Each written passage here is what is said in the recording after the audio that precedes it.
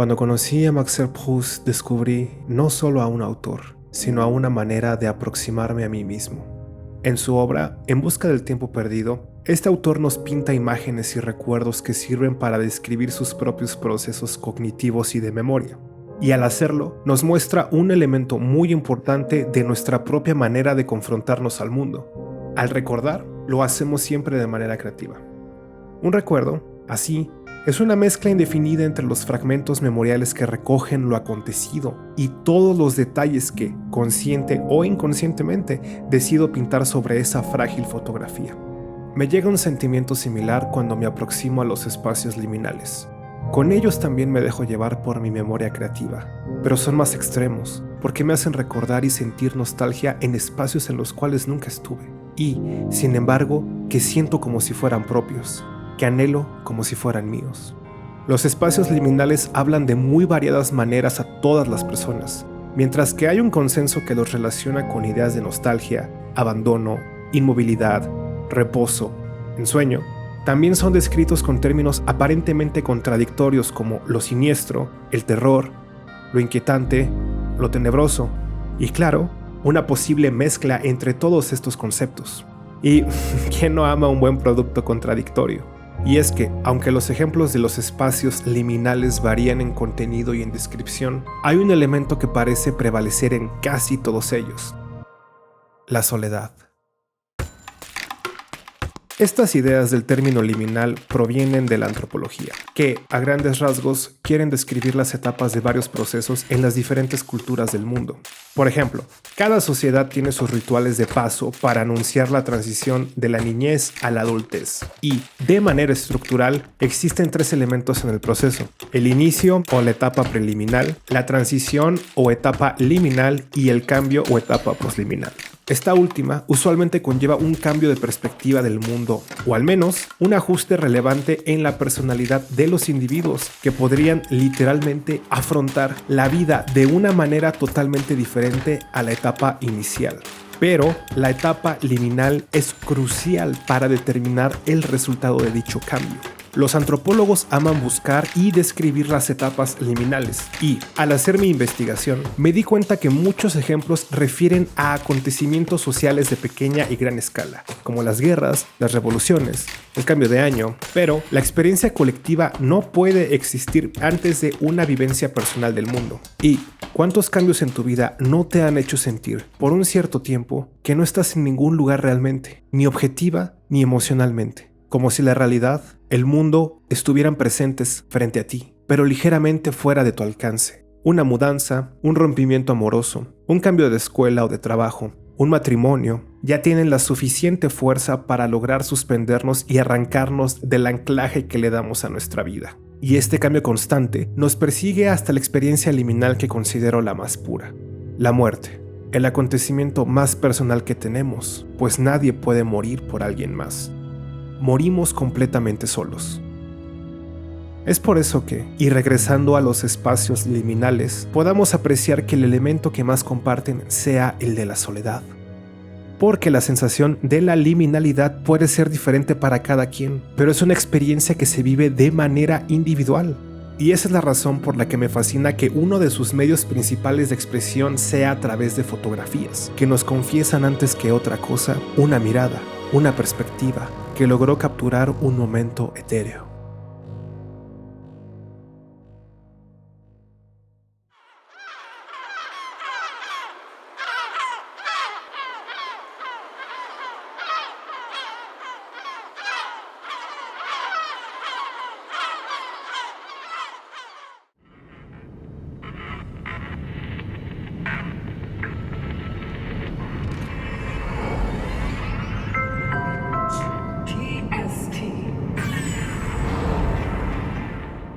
Cuando reconocí el concepto de espacio liminal, entendí un elemento importante de por qué me gustan tanto los videojuegos de terror y los videojuegos experimentales. La abstracción casi inherente de los espacios liminales encaja muy bien en la experiencia virtual, no solo por la cualidad de inmersión propia de los videojuegos, sino porque, en estos, la liminalidad se incrementa exponencialmente.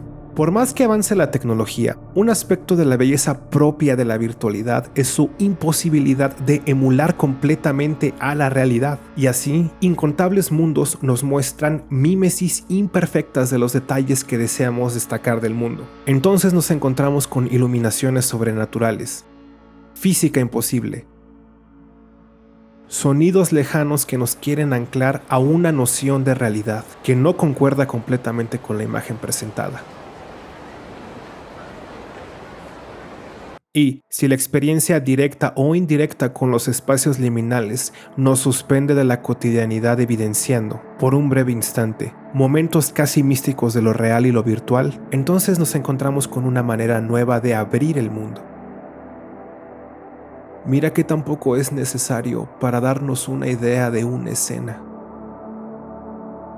Aunque muchos de los videojuegos apuntan a crear espacios hiperrealistas, muchos juegos y espacios liminales comparten la cualidad del vacío, que, en su naturaleza transitoria, precisamente nos genera un sentimiento perturbador, en mayor o menor grado que nos remueve de la supuesta cotidianidad.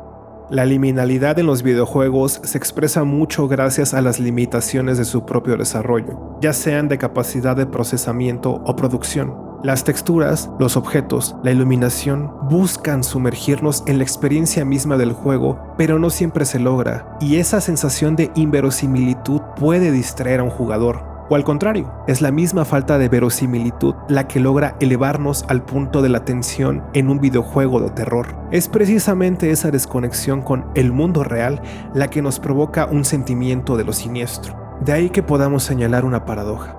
A veces, los videojuegos, y particularmente en sus espacios liminales, en su abstracción y vacío, nos conectan con emociones que no sentiríamos tan fácilmente en los lugares reales. Y esto también es verdadero en la fotografía de los espacios liminales que existen allá afuera. Y repito, ya que la mayoría son una abstracción de lugares transitorios que, de hecho, estamos acostumbrados a ver y pasar por ellos, pero en su extracción de la cotidianidad nos hablan de un modo completamente distinto. La abstracción de aspectos de la cotidianidad no es un modo nuevo de abordar la realidad.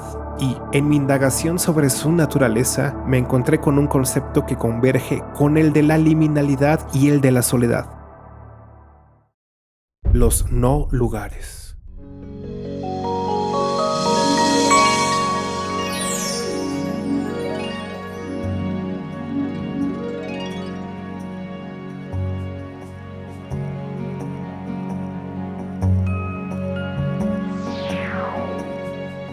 Mesdames et messieurs, bonjour et bienvenue à bord de cet avion.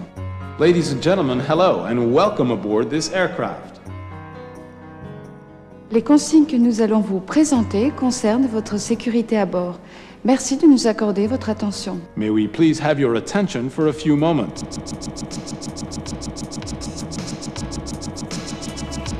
El antropólogo Marc Augé propone, como un modo de análisis de la cultura occidental, una posible etnología de la soledad que pueda servir de herramienta para observar lo que él llama los excesos de la sobremodernidad, que dan pie a la proliferación exacerbada de los no lugares. Pero, ¿qué es un no lugar? Comparemos lo que sí es un lugar. Para Augé, una de las tareas antropológicas y etnológicas de cajón para poder dar descripción o interpretación de un grupo, una tribu o una etnia es dar cuenta de lo que es un lugar no solo en el sentido de un territorio, sino en los espacios en que un individuo da cuenta de su historia, de su identidad y de sus relaciones con otros individuos a nivel personal y social. ¿Esto es muy general? Podemos comenzar con la idea de lugar en el sentido más abstracto, el geométrico. Puntos, líneas e intersecciones que delimitan espacios de relación social. Tu casa es un punto y te transportas a ciertos lugares de la ciudad en ciertos itinerarios. El trabajo, la escuela, el museo. Poco a poco se conforma una red de relaciones entre tú y la convivencia con los demás.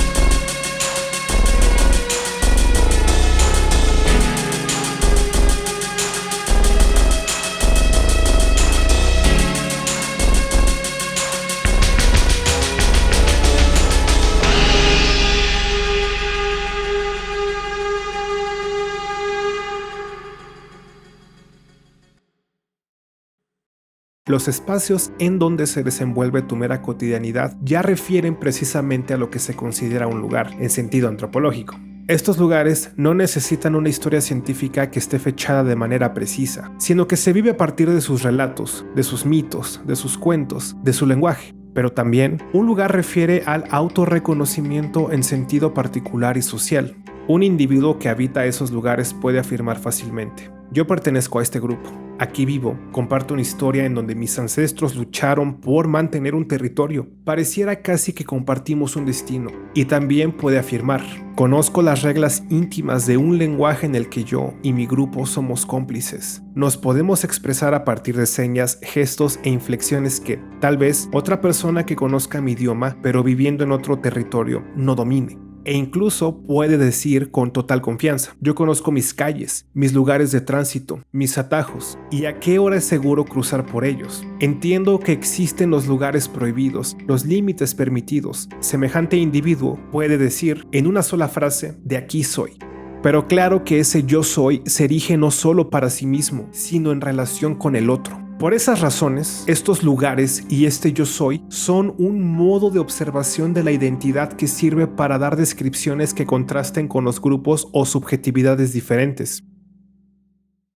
Estas ideas mencionadas son simplificaciones del trabajo antropológico, y tengo en cuenta que pensar así la identidad es una idealización con el fin de dar cierto grado de consistencia a la categorización y observación de los pueblos. Sin embargo, estas son herramientas clásicas que sirven para examinar al otro exótico, lejano y muy situado en ciertos periodos de tiempo. ¿Qué sucede cuando queremos hacer descripciones antropológicas y etnológicas de un nosotros, de una subjetividad íntima, tan cercana que podría alejarnos de un análisis preciso? Es aquí donde entra en juego la idea de los no lugares como una herramienta de análisis de nuestra subjetividad. Pero para ello, debo mencionar un par de condiciones que permiten su proliferación en nuestra cultura, relacionadas al concepto de sobremodernidad. Oye considera que las herramientas clásicas de observación son incompletas porque históricamente hemos sufrido cambios drásticos que ya no pueden ser avalados por ideas occidentales como la de progreso, esa vieja promesa que anuncia una paz perpetua, un desarrollo exhaustivo del conocimiento de la naturaleza a partir de la ciencia y la tecnología, un estado que haga que sus ciudadanos vivan digna y tranquilamente. No podemos hablar de progreso después de todas las guerras que han acontecido y continúan, después de la pandemia que nos acaba de suceder y que ha develado, una vez más, la ineludible cara irracional de la humanidad, después de tantos desastres que, como sociedad, pudimos evitar.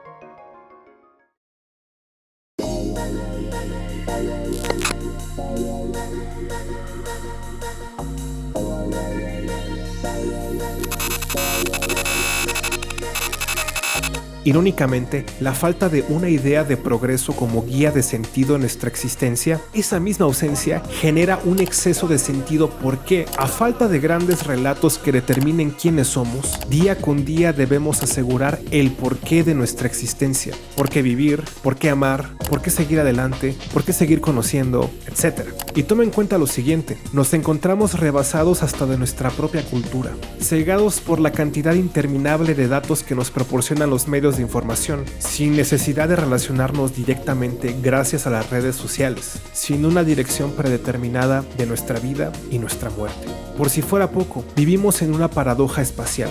Por una parte, el mundo se ha encogido. Podemos hablar con personas del otro lado del mundo y conocer su cultura en cuestión de instantes, gracias a nuestro celular. Los trayectos que recorren los ciudadanos metropolitanos para trabajar y entretenerse representarían días de viaje para alguien hace unos siglos atrás. Pero por el otro lado, los descubrimientos astrofísicos, casi burlonamente, nos señalan lo ínfimos que somos en el universo. Nuestra posición en el mundo se ha hecho borrosa. Hay una superabundancia de lugares de tránsito, de comunicación y a la vez de distancia. Y no solo eso, si pensamos en la historia, el Internet nos cuenta lo que sucede en la inmediatez más cercana. Absorbemos información, hallazgos y acontecimientos con horas o incluso minutos de que sucedieron. La historia se hace de manera más compleja en nuestra época, ya que varios acontecimientos reconocidos como históricos están encapsulados en redes sociales, y también considera que cada persona puede considerarse actora de una microhistoria. Podemos afirmar que ahora hay un exceso de tiempo.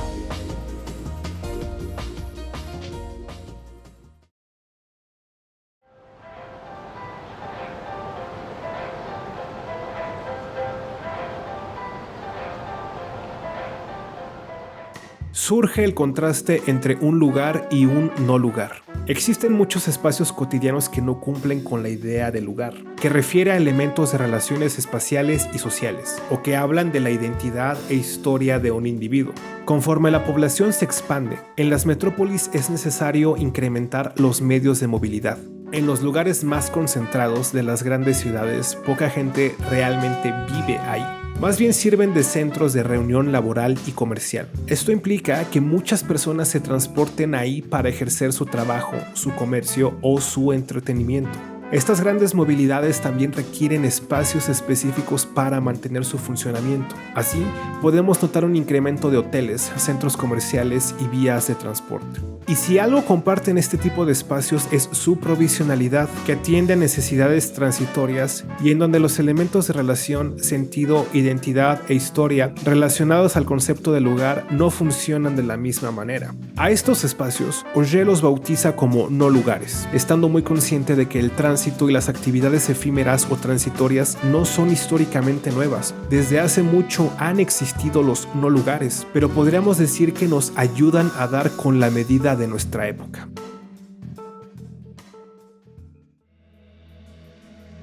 Y es que los medios de transporte sitúan al individuo en un modo de interacción particular.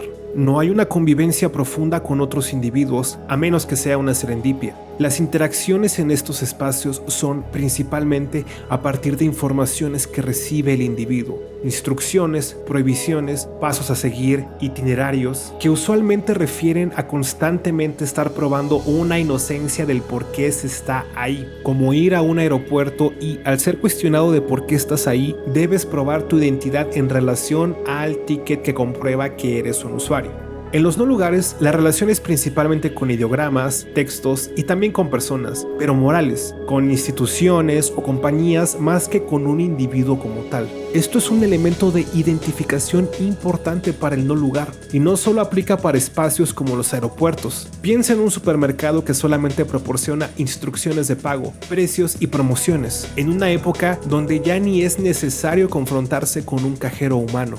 La prueba de identidad usualmente es al inicio y al final del uso del no lugar, mientras que en la estancia como tal uno se puede hundir en la comodidad de un anonimato idéntico al de los demás. Me pierdo en el tránsito de los demás usuarios del aeropuerto, entre los visitantes de un hotel, en los pasillos de la plaza comercial.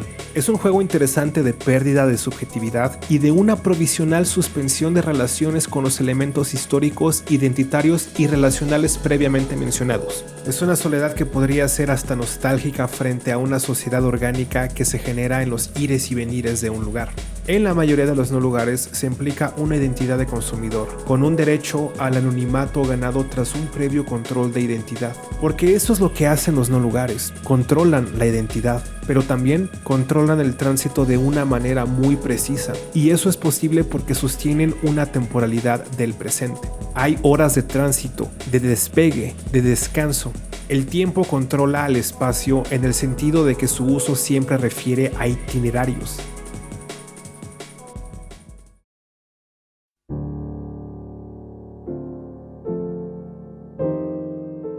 Y ya no es difícil ver por qué los no lugares y los espacios liminales comparten muchas zonas de interés, porque ambos llegan a una conclusión similar de la perspectiva de la soledad.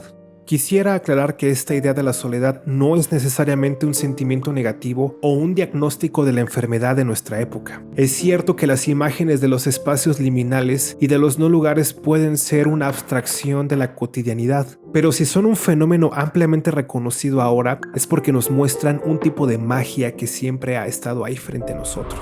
Es una exhibición de lo surreal en lo normal, que puede crear nuevas narrativas en diferentes medios artísticos. En estas imágenes, en estos juegos, en estos espacios, en estos no lugares, mucha gente entiende y reconoce su soledad. Yo lo hice, pero es curioso que los espacios liminales nos hablen tanto del sentimiento de la soledad cuando, al descubrirlos, al saber que muchos más sienten algo similar, dejé de sentirme solo.